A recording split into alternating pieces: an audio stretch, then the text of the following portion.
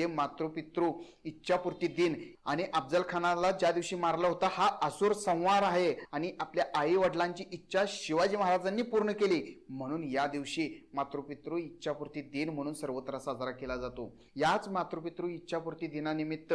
सांगली जिल्ह्यातील जत तालुक्यातील काही धारकऱ्यांनी मिळून हा मातृपितृ इच्छापूर्ती दिन साजरा करायचं ठरवलं आणि त्यासाठी सर्व तयारीही केली। 5x5 फुटाची एक पोस्टर बनवून ज्यावेळेस सर्व धारकरी